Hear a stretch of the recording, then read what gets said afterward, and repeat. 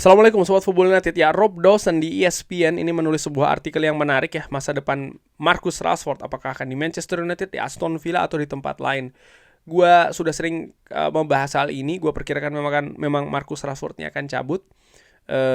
Namun demikian gue bisa jadi salah ya. Dan ini menarik juga untuk membaca ulasan-ulasan di artikel-artikel yang menurut gue juga kredibel, seperti yang ditulis oleh Rob Dawson ini. Oke, gue akan artikan ya. Ini diambil dari espn.co.uk.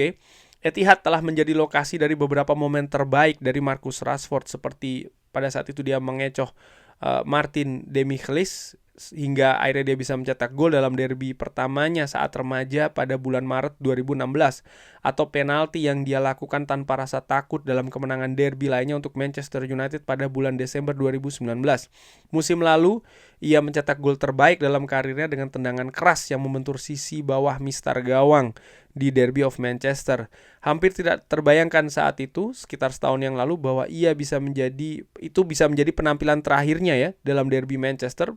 Tetapi ia kembali ke Etihad pada hari Selasa kemarin sebagai pemain Aston Villa dengan karirnya yang berada di persimpangan jalan. Rashford dipastikan akan menghabiskan bulan berikutnya bersama tim asuhan Unai Emery setelah menyetujui peminjamannya pada bulan Januari hingga akhir musim. Dan penampilannya, 3 gol, 5 assist dalam 16 penampilan, bahkan membuatnya dipanggil kembali ke tim nasional Inggris pada bulan Maret setelah sebelumnya sempat dicoret ya. Apa yang terjadi setelah itu masih belum jelas. Pilihannya cukup jelas, bertahan di Villa, menyetujui peminjaman lagi yang memerlukan kesepakatan pembagian gaji ya, atau pindah permanen ke klub lain, atau juga kembali ke Manchester United. Sumber-sumber mengatakan kepada ESPN bahwa peminjaman lagi belum disingkirkan, yang kemungkinan akan ada peminjaman lagi dari Marcus Rashford. Karena menghabiskan satu musim di luar negeri akan membuat sebagian besar gaji Rashford ini hilang dan menghabiskan 1 tahun lagi dari kontraknya. Sementara itu, pindah ke Villa Park secara permanen akan mengharuskan Rashford menerima pemotongan gaji, sesuatu yang enggan dilakukannya pada bulan Januari, dan Manchester United harus membayar sebagian dari kontraknya saat ini. Oke. Rashford, sebelum gue lanjutkan ya, gue ingin melihat informasi di Transfermarkt bahwa kontrak dari Marcus Rashford ini akan berakhir masih di tahun 2028. Jadi masih cukup panjang. Oke. Lanjut ya. Secara keseluruhan, gaji Rashford ini sekitar 350.000 pound sepekan masih menjadi masalah yang signifikan. Aston Villa yang senang dengan komitmen dan dedikasi Marcus Rashford dalam latihan dan juga pertandingan memiliki opsi untuk mempermanenkannya dengan harga 40 juta pounds, yang sebenarnya ini bukan masalah. Namun, mereka tidak mampu berkomitmen pada kontrak 4 atau 5 tahun yang nilainya mencapai puluhan juta. Oke, biaya transfernya ini tidak masalah, tapi durasi kontrak yang terlalu lama ini yang sedang dipertimbangkan oleh Aston Villa. Anggaran musim panas Manchester United ini sudah ketat, tapi mereka mungkin akan terpojok jika Ruben Amorim menegaskan tidak ada jalan kembali bagi Marcus Rashford. Mungkin masih harus ada gencatan senjata yang tidak mudah selama musim panas. Mirip yang membuat Erik ten Hag sempat berdamai dengan Jadon Sancho.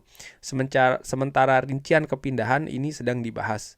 Namun penjelasan tentang bagaimana Rashford sampai di sini tergantung pada siapa yang Anda tanya. Staf United sudah lama tahu bahwa disiplin dan fokusnya bisa berubah-ubah secara drastis. Pada musim panas 2022, ia menghabiskan waktu di luar tim di kantor pusat Nike di Oregon untuk menjalani program khusus yang dirancang khusus untuk fokus pada kebugarannya. Ia bangun pukul 5 pagi untuk berlatih di pusat kebugaran atau di luar lapangan sambil membawa bola.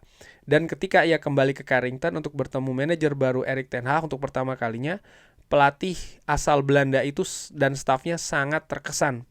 Tidak mengherankan bagi mereka ada sekitar klub bahwa Rashford berubah dari mencetak 5 gol dalam 32 pertandingan selama musim 2021-2022 yang mengecewakan menjadi 30 gol di semua kompetisi untuk pertama kalinya pada musim berikutnya. Namun, pada musim panas 2023, Erik ten Hag menyadari adanya penurunan standar Rashford hingga mengeluarkan peringatan dalam konferensi pers pertamanya tentang tur pramusim Manchester United. Ketika ditanya pertanyaan umum tentang pentingnya Rashford menjelang musim baru, Erik ten Hag mengatakan sang penyerang harus memiliki sikap yang tepat. Lebih jelasnya, ia melanjutkan dengan mengatakan bahwa para pemain tidak dapat menyamai kehidupan yang sensasional dan memainkan sepak bola terbaiknya. Jadi memang kehidupan di luar lapangan ini nampaknya sudah disoroti oleh Erik ten Hag tentang Rashford. Rashford tampaknya tidak mendengarkan dan 7 bulan kemudian ia harus didisiplinkan karena melakukan perjalanan tanpa izin ke sebuah klub malam di Belfast pada malam sebelum ia dijadwalkan untuk melapor ke tempat latihan. Pelanggaran itu terjadi tidak lama setelah Erik ten Hag mencap perilaku Rashford sebagai tidak dapat diterima setelah ia memilih untuk menyelenggarakan pesta ulang tahun di Manchester hanya beberapa jam setelah kekalahan telak dari Manchester City. Beberapa staf di Manchester United dapat melacak perubahan fokusnya kembali hilang ya, dan penasihat utama yang bekerja tanpa lelah untuk melindunginya dari gangguan di luar lapangan dan memainkan peran utama dalam kampanye untuk mendanai makanan sekolah selama pandemi virus corona. Perubahan dalam sikapnya menurut sumber klub dirangkum segera setelah pengangkatan Ruben Amorim di bulan November. Ketika Erik ten Hag masuk, Rashford bertekad untuk kembali lebih awal, bugar dan segar. Amorim tiba di jeda internasional musim dingin, dan karena tidak dipilih oleh tim nasional Inggris, Rashford memutuskan untuk berlibur di Amerika. Sumber yang mengetahui situasi tersebut mengatakan bahwa secara teknis ia tidak melanggar aturan apapun, tapi justru memanfaatkan perubahan rezim. Dari Ruud van Nistelrooy yang telah menandatangani kontrak sebagai pelatih sementara dan Ruben Amorim yang belum sempat menerapkan aturannya sendiri. Pelatih asal Portugal itu secara terbuka meremehkan kritikan atas perjalanan Rashford, tetapi hal itu tidak dapat diterima dengan baik. Sumber yang dekat dengan Amorim mengatakan insiden itu hanya memperkuat apa yang sudah diketahuinya. Setelah setuju untuk menerima pekerjaannya, artinya Ruben Amorim, ia mulai melakukan penelitian terhadap semua pemain yang akan didapatkannya, dan pengungkapannya atau pendapatnya tentang Rashford sangat beragam. Ada laporan tentang perubahan suasana hati dan juga kekesalan yang membuat frustrasi manajer Manchester United lainnya. Pada suatu kesempatan, Rashford membiarkan mesin mobilnya menyala saat memenuhi tugas media, meskipun diberitahu bahwa mungkin lebih baik untuk mematikannya. Karena akhir pekan mendatang ya digunakan untuk mempromosikan perubahan iklim di Premier League. Jadi ini memang ada karakter-karakter yang unik menurut gue dari Marcus Rashford. Beberapa cerita menurut sumber lain membuat Amorim yakin bahwa Rashford beruntung masih berada di klub, apalagi ditawari kontrak baru yang menguntungkan pada bulan Juli 2023. Saat itu Manchester United yakin berinvestasi besar pada Rashford sepadan dengan resiko yang terkait. Dia adalah bintang klub yang tak terbantahkan dalam hal minat media dan juga penjualan jersey. Dan dia baru saja menyelesaikan musim terbaiknya sebagai pemain profesional dengan 30 gol dan 9 assist dalam 56 penampilan di semua kompetisi. Ini angka yang sangat-sangat fantastis sih. Harapannya adalah Rashford akan terus menanjak. Awalnya ia diberi kesempatan bermain sebagai starter dan mencetak gol dalam pertandingan pertama Amorim melawan Ipswich. Tapi itu tidak berlangsung lama. Amorim dan stafnya dengan cepat merasa kesal dengan beberapa penampilan Rashford yang kurang semangat dalam latihan, dan mereka yakin memiliki data untuk mendukungnya. Selama perjalanan Liga Eropa ke Victoria Plzen pada bulan Desember, Rashford mendapatkan kartu kuning yang tidak perlu sebelum turun minum. Ia kembali melakukan pelanggaran tak lama setelah turun minum dan digantikan tak lama kemudian.